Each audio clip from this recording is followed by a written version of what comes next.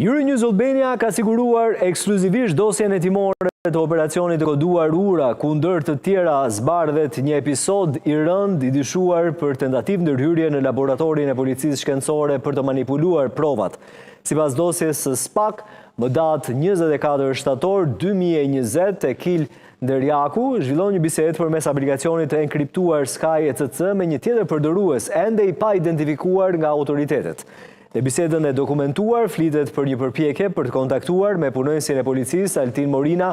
i cili pretendon se kishte lidhje me zyrtar të lartë të policisë të shtetit, me qëllimin për të ndërhyrë në analizën balistike të një arme të sekuestruar për të prishur gjilpërën. Sipas të dhënave hetimore, personi i përmendur me nofkën çeke